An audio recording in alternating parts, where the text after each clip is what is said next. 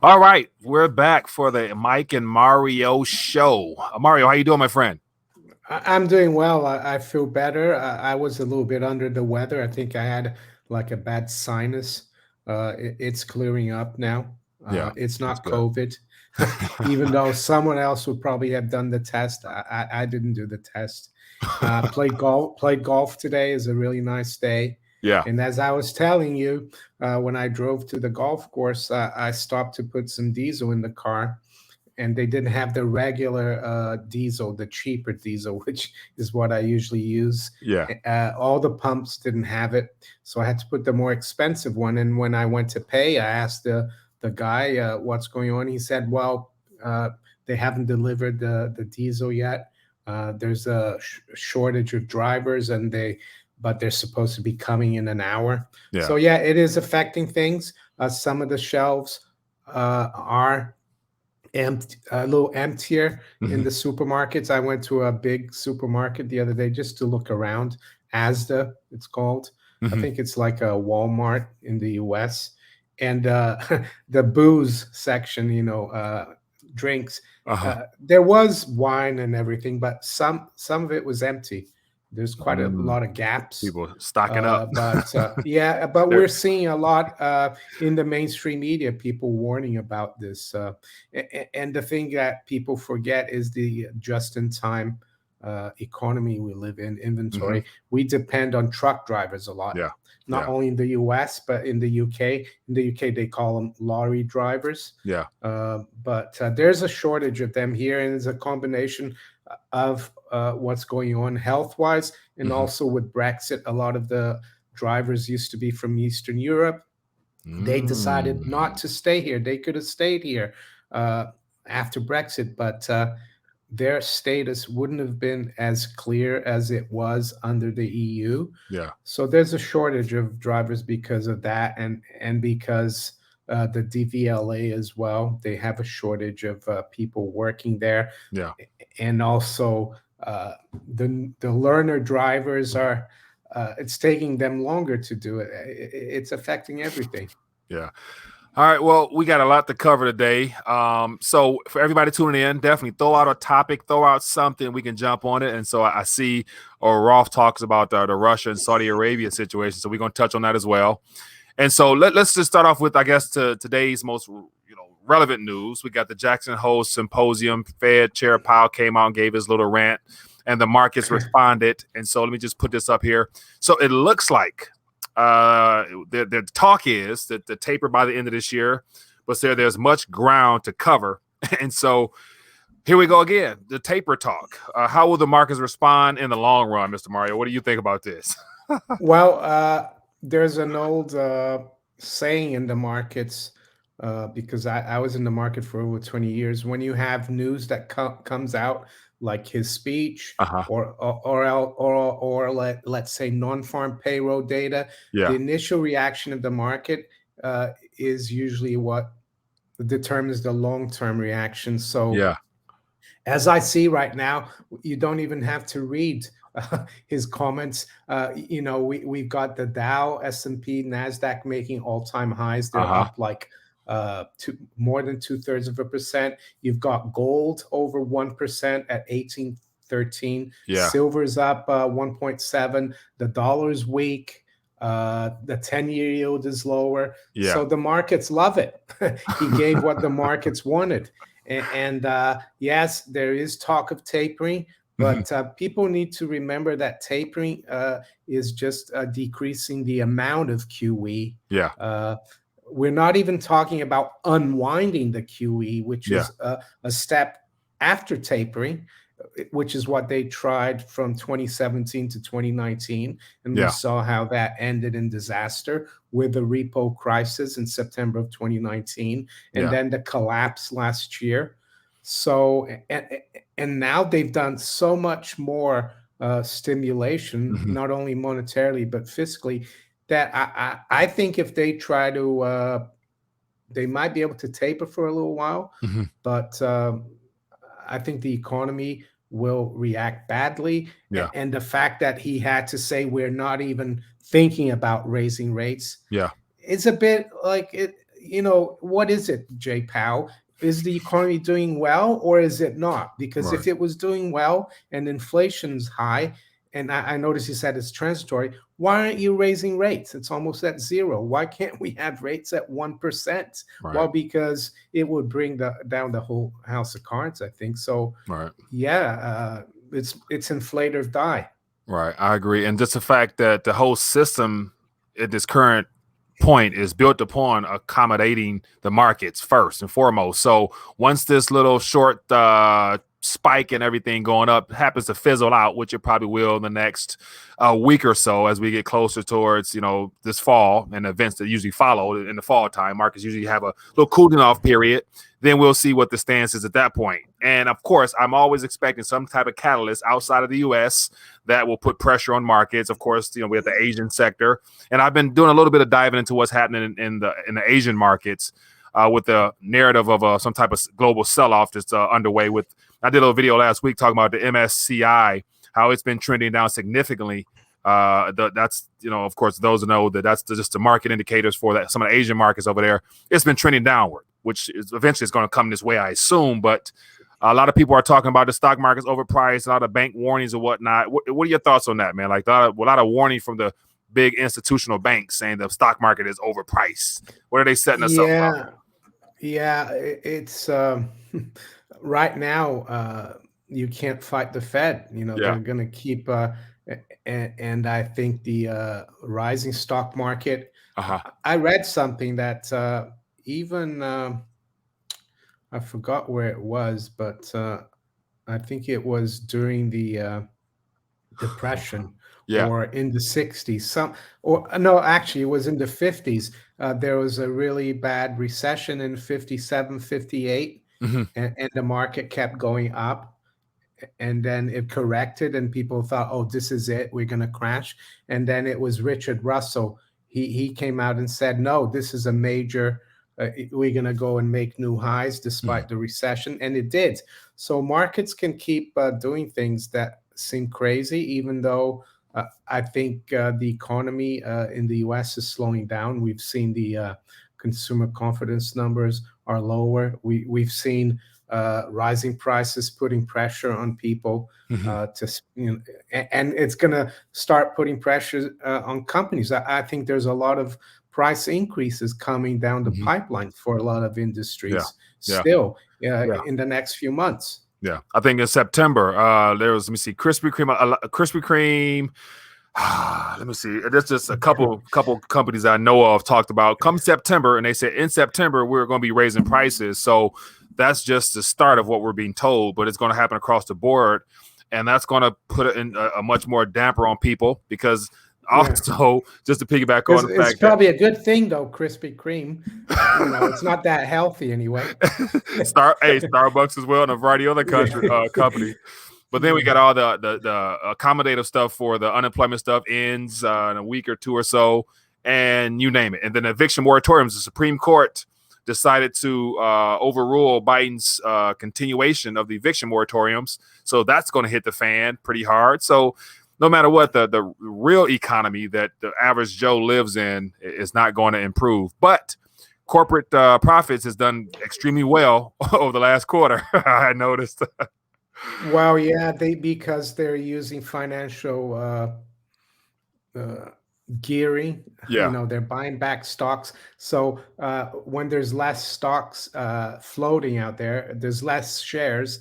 The earnings might not go up, but the earnings per share look better, right? Yeah. It's all financial engineering. So it's funny because I hardly ever have donuts or Krispy Kreme, but I went early this week into the local shopping mall. I had a coffee and then I walked past the Krispy Kreme and I said, "Oh, I'm gonna have one, just one." And it was £1.75, and I took a £2 coin out. Yeah. And I went to pay, and the girl said, "Oh, we don't take cash, only card." And I said, "Well, you won't have my business then." And I just walked away. So it saved me from having Krispy Kreme. So they don't want to take cash either. They must be following the Fed's mandate instructions. Yeah, Yeah, clearly I talk about heard the some coin people shortage. saying that they're having trouble getting $100 bills from their local banks. Really, and of course, there's reports floating around that all the small regional banks are closing down and merging and whatnot. Even in my neck of the woods, one of the bigger banks have decided to close some branches. So the great banking squeeze is underway. But real quick, I wanted, because I was looking at some just charts earlier, and I wanted to bring this to your attention. Just what about what I just mentioned about U.S. corporate profits quarter over quarter, and how over the last year, due to all the excess accommodative policies, corporations have been doing extremely well. And here's my concern: is that if they are talking about tapering and dialing back, some of that accommodative policy may not make its way into the consumers' pockets to actually go out and spend as much. So that right there might create a little bit of a problem as well. So But something's if going you to give a look lot to here, it. if you look at last year, Yeah, it was a disaster because they locked the economy down. yeah, Of course, it's going to look really good now. yeah, It's yeah. going to jump up like it did there. But We got and I think a lot of it is because rates are so low as well, so yeah, they can buy back their shares. And mhm, of course, it has improved. I guess they reopened the economy. People are doing more things. yeah. It's normal that their earnings have improved. Yeah, very true. Very true. All right, so people, we're tuning live, streaming live right now. So feel free to throw out a thought or comment or whatnot, and we'll jump on it. And so let's jump on the kingdom and the Russian Federation agreement that was put into which was signed earlier this week, which happened to fly under the radar for from a lot of the mainstream news stories because of everything happening in Afghanistan and beyond. But what did this when you first saw this? What the first thing came to your mind, Mario? Well, I got an email this morning from one of my viewers about this, and I had a look at it, and I said, "Well, that's bad for the petrodollar," but I Mhm. didn't really read the story. Yeah. Uh, and then you sent me the link as well when I got back from playing golf Hmm. today, and I didn't see this because it actually just happened on Monday. Right. So, like you said, it flew under the radar. I think it's very significant Yeah. because the petrodollar uh, deal back in the 70s, when Kissinger engineered it between the United States and the Kingdom of Saudi Arabia, Hmm. was that the United States would protect Saudi Arabia militarily, Yeah. provide also technical assistance and everything. Hmm. And the Kingdom of Saudi Arabia would only sell its oil in dollar. That was the basis of the petrodollar. And I've been talking about this for the last 4 years, Hmm. saying that the Chinese are getting more involved as well with Saudi Arabia. The Chinese are they started exchanges in Shanghai, Yeah. trading gold and oil in yuan. Yeah. And I said, this is a nail in the coffin of the petrodollar. And there are a lot of people out there who say, oh, I haven't seen the petrodollar disappear. Hmm. But I've tried to explain to people that these things happen gradually. The petrodollar is like a super tanker, and it Yeah. doesn't mean that the dollar is going to collapse overnight. It just means that uh, you're going to get more inflation in the US because Hmm. countries around the world are not going to need as many dollars to buy oil anymore. Right. And it's very significant. They're going to be doing business in Russian ruble, in Saudi rial, in Chinese yuan, Brazilian real, Yeah. uh, Indian rupee. They're not going to be using the dollar anymore to deal with Saudi Arabia. And I think what happened in Afghanistan, the fiasco Hmm. in Afghanistan, which it's very difficult to say exactly why that's happening, Yeah. but it doesn't inspire confidence in Saudi Arabia, uh, inspire confidence in the U.S. Yeah. as someone that could protect Saudi Arabia. Uh, you know, Here you have the supposed military leader of the world spending trillions of dollars in a third world country, Yeah. and they can't even keep that country under control. So why would the Saudis trust?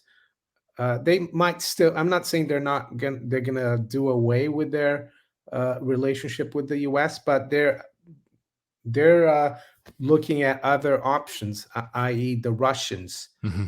Right. and the Chinese. I think a few years ago they did deals. Right. So I could see, yeah, the petrodollar is in trouble. And I think if you look from 2000, the amount of dollar holdings uh, have gone down from, I think, 60 something, 60, well below 50. I think 49 66, or something like that. yeah, 66% to somewhere near 50 now. So I Yeah. think that's going to keep decreasing. Hmm. And that's what happened to the UK when the UK lost, sterling lost the reserve currency status uh, Yeah. between World War I, World War II. Yeah. What we had was just the currency dropping and dropping. Uh, before World War I, 1 pound was almost, I think it was $5.88, Mm. and now Really? we're almost 1 to 1. And all that's meant is that the pound is devalued, and we've had more inflation than even the U.S. since the Federal Reserve, and that's what it will mean for the U.S. Yeah. It's going to be just a gradual. It probably will even accelerate the inflation and the debasement of the dollar. Yeah. The inflation, you won't be able to export all that inflation anymore because people are not going to need as much dollars to buy oil. Right, right. And I think it signifies the pivot towards the eastern region and all the developments happening out there. Like, it's a no-brainer that the U.S. has chosen to weaponize the currency to where do you really actually want to continue to give real goods and services for something that has become a weapon against the world by the creation of all this Oh monetary yeah, stuff. I didn't even mention that either. Like in the last 10 years, the U.S. all administration, doesn't matter Yeah. which political side, they're using it as well as a weapon. If they don't not happy with the country Hmm. politically, they'll put sanctions on it. They'll block the SWIFT access. But I think the Russians and the Chinese, they're more interested in doing business, Hmm. even though they might use it as a weapon too. But I don't think so. I think it's going to be more of a multipolar world, Hmm. and the dollar will still be important, but it won't be as powerful, I think. Yeah, it'll have the status of a traditional domestic currency at some point down the line. Once the new standard, the global standard, is set, and then also, I guess one of the biggest, most interesting details that's not being given is that what's the actual dollar amount of that agreement? Because I would imagine it's not priced in dollars, and that's why it's probably not mainstream news. Because when you sign your signature, whatever that agreement is for future cooperation, it has to be denominated in some type of currency. And they're not telling us what it is in dollar terms, or whether it's the Arabian Real, or whether it's the ruble, or a combination of them. So we will see. But in the meantime, that's very problematic for the dollar because, as you mentioned, reserve status is no longer the trusted reserve of the world, flat out right now. And so the petrodollar, I think this could be the last nail in the coffin, because if you don't price it in oil, don't need it for oil, then what? You don't need it for much else either. So we will see. Now, somebody's saying gold. I wonder if gold will be back in the equation at some point, even more so as Oh as an exchange for real goods and services amongst nations. yeah, I think it will do it indirectly through the market, through its price. Yeah, That's how books are balanced amongst sovereign countries, yeah, is through the gold, and that's why I think Brazil has been adding gold to its reserves. yeah. It's doubled its reserves in the last 3 months, which is quite significant. And I think more and more countries are going to be doing that. Hmm. Not, of course, not countries, Western countries like the UK or the US. For some reason. We hate gold. Our governments hate gold, but China, Russia, Brazil, and others, and even India. I know the Indian people love their gold, but Hmm. even the Indian Reserve Bank, their central bank, they've been buying gold as well. Yeah, So that that's how they'll rebalance it, through the price. It's going to be done through the market, because I don't think the central bankers uh, want gold to be directly involved, right. but It, it will be in a way like in 1980. The market will reset it. The market price will reset the system. yeah. I think it'll be the anchor behind the scenes, but it'll never be the main catalyst of what they focus on, because that puts purchasing power back into the hands of the public. But Chris, appreciate the love offering. It says, after the dollar implodes, what will happen to the petrodollar? Will it be the end of the dollar hegemony? Yeah. I think the dollar, I mean, in my personal opinion, the petrodollar, I think well before now, the push to go green is the primary reason why they want to shift away from the petrodollar system in of itself, and they want to use other measurements of value to use around the world. So the petrodollar system, it came to an end, I think, a couple years ago. Yeah. The moment Russia and China formulated all those entities and started accumulating gold, that was the official end of the petrodollar system, because they've been buying oil beyond dollars, as you just mentioned, Yeah. Mario. So, I think. Oh, sorry. No, go ahead. Just for Chris, I think it's actually going to be a good thing. Mm-hmm. I don't think it's the dollar that's going to destroy the petrodollar. It's the petrodollar that's going to go away. Yeah. And all it will mean, Chris, is that Americans will have to start running trade surpluses. Mm-hmm. Americans are going to have to start exporting real things, not just exporting war or debt, because that's unfortunately that's what the US has been doing. They've been exporting war and debt. So Americans will have to live more within their means, even though it looks like Congress doesn't want to do that, nor does the Fed right now, but they might be forced to. And if you look at ever since the petrodollar was created, the manufacturing based, the U.S. economy has gone downhill. It's all based on credit. And I think the petrodollar is like a credit card. Yeah. So all it means, you're not going to have the petrodollar credit card anymore. But I think I have a credit card, but I never use it. I keep it because sometimes if you go to a hotel, they like to take, but I haven't used it for years. So you can live without a credit card. You just have to live within your means. I think that's the major thing about the petrodollar going away. Right. Right. That's a good point. Yeah. Yeah. The economy will no longer be built on consumption and the credit market. Like having access to easy financing is with whatever you want, be able to finance your whole lifestyle. That only exists in the developed world. Like nowhere in the world, especially second, third world countries, can you use a credit card or financing anything to live. You got to either have the cash up front, or you just don't live, or you just don't have it. And that's where I think where this is heading. Yeah, it's that Keynesian mentality. They always think, we have to increase spending to get the economy going again. Unlike the Austrian School of Economics, who actually say, yes, there is consumption, of course, in an economy, but every consumer needs to be a producer as well. Yeah. The Keynesians never focus on production for the West. It's like they've hollowed out the West, the US and Europe, through easy credit and people taking on debt, and they've left the production side of the equation to China and the other countries.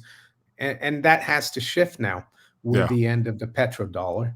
Yeah, it's no way. It's not sustainable. And I think the world, with all these events, of course, we got the major cover up, which happens to be the health situation. But underneath that, all these things happening under the scenes, it's stuff we're not really getting much, airplay. But it is what it is. But it says no more $2.2 trillion wars. Let's hope not, Rolf. Yeah. And so I mentioned last night on one of my little rants about how the recent event that happened in Afghanistan, how the U.S. happened to have left $85 billion worth of military equipment, including the biometric information of all of Afghanis that's partnered with the U.S. And, of course, ISIS-K has just popped up on the scene. I never heard of ISIS-K until now. I'm sure they exist before then. But how all that's leading to a much greater conflict to where war is still on the table, like never before, depending on how this current pretender administration responds. I think because the military industrial complex has been deprived of a lot of funds lately because we haven't been in any outright conflicts in a while. So that could be the next market booster as well if we respond with more, firepower or something like that. I saw a little clip on TikTok that they found pallets of brand new, minted dollar bills in Afghanistan that were Really? left there as well. And I so is mean, the TikTok was the video of those pallets, or they yeah, were and talking people about they did. saw or heard? No, the video and people taking the wrapper off, brand new minted $100 or $50 bills. I couldn't see it very clearly. Yeah. So aside from arms, they've left a lot of cash And that for is the. definitely not by accident. There's no way you just leave extra pallets of cash and 85 billion worth of actual military equipment around unless you're trying to outright fund these organizations so that they can carry on the globalist agenda of creating more military conflict in our region.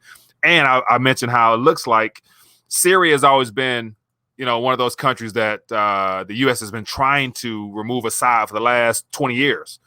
And this could be the actual intended funding to have things point back to Syria, and then we'll see what Russia does as a response of that, because they made it clear that they don't want that to Yeah, happen. well, So the Russians have done a good job in helping Syria, yeah, and I think that's one of the reasons why the Saudis have turned to Russia, yeah, because the Russians, you might not like Putin or Russia, but they mean business when they say we're going to work with you. They do, yeah, and I think the Chinese is the same. right. And I think a lot of that has to do with the fact that they have grown tired of witnessing the U.S. just completely demolish nations in the name of either freeing the people and bringing democracy and all those other narratives that we try to push from this side. Yeah. But we'll The see. other thing about the Russian and Saudi deal is that the Russians really probably don't need that much oil because they produce a lot of oil. Mm-hmm. But the country that needs a lot of the Saudi oil is China. Yeah, And China's military is not as strong as Russia's military. Russia is not a huge economy, but militarily is like number two, I would say. mm. So that helps China actually. So China can deal a lot more safely with the Saudis. I'm Yeah, sure the Saudis will take. Why would they want to take dollars yeah, if everything is made in China these days? So they will take you one, and then they'll have the Russians there helping militarily and in an advisory yeah. mode as well. Yeah, here's a comment from Rolf. It says U.S. Major Danny Surgeon talking today said that they were bribing everyone in Afghanistan with U.S. cash. He was giving away $150K a month, bribing Taliban not to attack them and other deals. Okay, that's So different. that's probably the cash that someone put on TikTok there, I would say. Those pallets.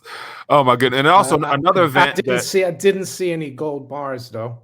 Oh I don't no! think the US has got any gold. That's And the then thing. I'm sure you had to hear about how the Federal Reserve has decided to freeze all the Afghanistan, accounts and Assets. whatnot. Yeah, due to the fact that Taliban is not an approved government, but they're giving them all the mainstream attention and acknowledgement of being the new government of that country there. So it's like, what do you want us to believe? Yeah, pick your Yeah, and poison. apparently even under the previous US administration, they were already negotiating with the Taliban Yeah, about leaving.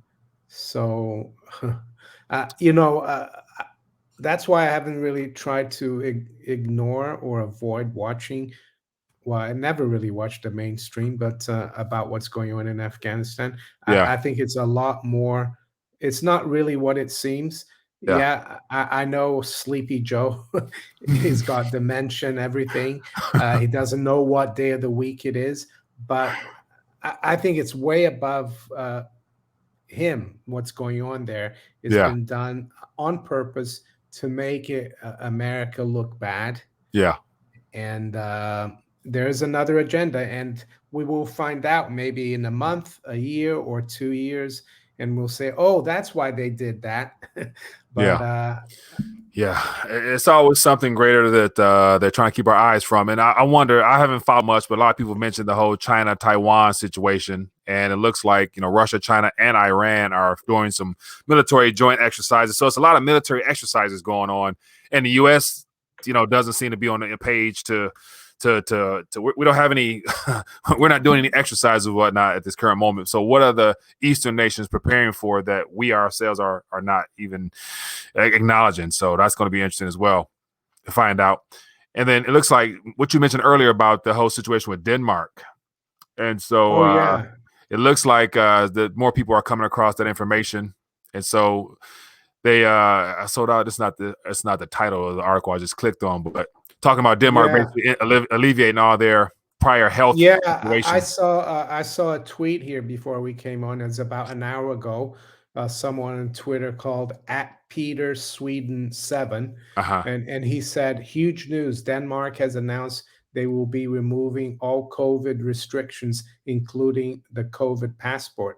I think that's huge. I know Denmark is not a big country, but it's an important country. It's part of the EU, and the EU they've come out with a EU passport about a month or 6 weeks ago, maybe 2 months. And if one of the countries there is going to say, "Oh, we don't want it," so hopefully this is all unraveling. Yeah, and that's the thing. Like here in Michigan, I think it was early June here in Michigan, they passed a legislation saying that no passport situation will be used in the state of Michigan. And then right now they're having talks about this House Bill HR 4471 about requiring the mandate for employment. And it's being argued, and it's looking like it's gained a lot of momentum to probably pass. So that's, in Michigan, there's favors, but we will see, man. We will see. Yeah, I saw Goldman Sachs the other day announced they're going to require all their employees in their offices to have a double medical procedure, and also their clients, if they want to come and visit them, they have to have had the double medical procedure. I think that's outrageous. That Goldman Sachs is doing that. What about the story on Zero Hedge? Do you want to show the viewers that about the Israeli study? Let me see. Do I have it? Let me see here. Which I don't have it up here. Which one is that? We can talk about it. I'll grab it.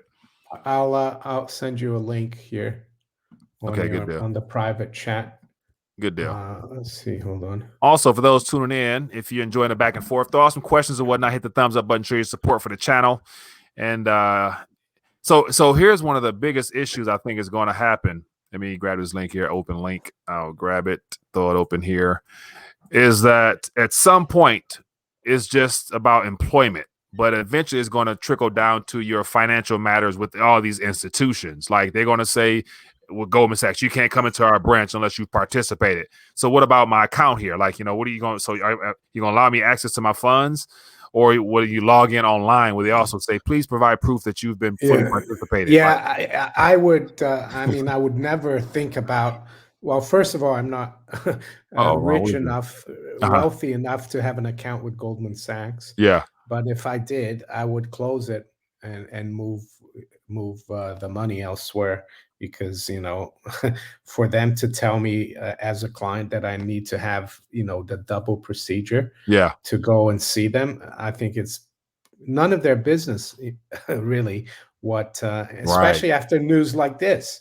And this came out on Bloomberg, Bloomberg.com. This is not just on Zero Hedge. It makes Goldman Sachs look really stupid doing what they're doing. Right. And it definitely goes well beyond science. It goes towards strictly the globalist agenda in of itself. But I think Israel, having been used as a primary test case for all this stuff, they're not doing too good over there, and they're still locking people down. So the most heavily participated population, and they're still on lockdown from what I'm hearing. So and Sweden, the country that didn't lock down, they're fine. They're doing really well. Yeah. This is very, very sad stuff. And Sammy Farr says, we'll be interested to see how countries go, Denmark or Australia. Yeah. And so I'm assuming you've been paying attention to what's going on in Australia. That's really, And those camps are being thrown out there that they're putting up around the country, especially near airports. And they're selling them. They're advertising like they're going to be like little mini resorts. Like, everybody have their own balcony and, meals a day. I'm thinking like, how are you going to get people in there? Will you invite them in, or will you force them in? And that's stuff that nobody's really talking about, man. I hadn't heard about that. It's almost like a FEMA camp. Exactly, and that's exactly what it is. But they're selling it to, or they're trying to sell it as if they're partnering with the government to provide these housing facilities, as is put. So, anyway, Maybe I'll move to Denmark. I've got an Italian passport, which is part of the EU. So yeah, somebody says Australia has no Second Amendment. Denmark is going to sink. Yeah, microchip. Yeah, man. But anyway, so Mario, we get ready to dial back, man. We've covered a lot of good subject matter, I think, and want to leave us with some good news for this weekend of any kind. Good news, yeah. I like putting you on the spot. Yeah, I think all the stuff that's coming out, like about Israel and about Denmark, is really encouraging. And I think the good news is for people to be strong mentally and not let all this scaremongering and coercion about taking the medical procedure and installing something on your phone that you don't want. Yeah, just hang on to your guns, hold on to your, hang on to your guns, and don't just uh, give in and say, "Oh, I want to go on this really nice holiday, so I'm going to do the double procedure." I think people need to be more patient and more principled. Even though a lot of people, I have people in my family that participated. They participate because they're going on nice holidays and everything, and that's great. But even if I had participated here in the UK, it's still really complicated to travel abroad. You spend more than you do on the flights for the tests, which I have a problem with because these tests are not really reliable, or they're bogus, in my opinion. And the other thing, I just saw that they've changed a few countries to red. So if you were in those countries and you're coming back now, you have to stay in a hotel for like 10 days near the airport and pay thousands of pounds and eat rubbish food. Probably a little bit like those camps in Australia. So yeah, I think people should just hold on, don't panic, don't get discouraged, and stick to the truth, to what you believe in. That's my message, the good message, I think. Right. I agree. And I think just based upon a little bit of stuff I've seen in this country here, there are pockets of resistance springing up where people are actually letting their voice be heard and hitting the streets and just putting their passion towards this subject matter out there in the open, not being afraid or ashamed. And so I like that, because all it starts as one little movement here and there that trickles into a lot bigger and greater. I think tomorrow, 28th of August, Saturday, there will be big protests in Italy, I think, because they want to start the health passport, I think, on the 1st of September. So that will be interesting to watch as well tomorrow, what goes on in Italy. I think there's a lot of opposition to it in Italy as well, and hopefully they'll be able to do away with it. What's happening in France is pretty bad too. I saw videos of people eating outside on the sidewalk, protesting the participation passes of actually having to go in restaurants. So people are letting their voice be heard. And I think the biggest thing from those that are awake and aware, grab that stuff off the internet and share it in your circle. The more it spreads, the more people become familiar with it. And it gives people an incentive to want to also let their voice be heard while they still can, because the window of time before what they call misinformation will be removed from the internet. Therefore, the channels, the links, the communication platforms, just i.e. yesterday, Google, Facebook, and Twitter, I think, met at the White House. And it was sold to the public saying that they're talking about cybersecurity events. But I'd imagine it's all about their branding of misinformation, how they want to crack down on that even more so heading into this winter. So yeah, the window of opportunity to speak your mind freely is probably closing. It could be Cyber Polygon, Mike, as well. Yeah, that's another little catalyst that could be in the making. So yeah, and the other thing that I would say before we finish is that if any business or restaurant, whatever, forces you to to show something to get in there, Mm-hmm. boycott them. And I think the French hopefully are doing that. They're boycotting the places where they're like want you to show their, the passes and everything. Yeah. Because if we do that, the businesses are going to get in trouble and they're going to complain to the government. Yeah. And they're going to have to back down. Just boycott as much as possible. Yeah, very true, because the businesses will not be able to maintain all of that if they're not having customers come through their doors. So just don't, it's all about, don't give them your currency out of your pocket. Keep it and send it to other places that don't discriminate or segregate. So that would be the primary focus there. But all right, buy gold and silver with it. Yeah, and get your weight up. Yeah, get your weight up always. That's and I think a lot of people tuning in, they definitely are in a much better position than the average person as far as having accumulated some real sound money in their possession. So they're good there. Now it's a matter of being able to continue to live in an environment where you can enjoy the proceeds of that as the government decides to ruin the fiat currency. So got to be able to enjoy those gains in the future. But anyway, as always, it's great to connect with you, Mario. Have a great weekend, everybody. And definitely, Manico64 on YouTube. Go check him out, subscribe. He does a great job educating every single day. And other than that, let's keep moving forward, man. Have a great weekend. Stay prayed up, blessed up, and get your weight up. Peace. Peace.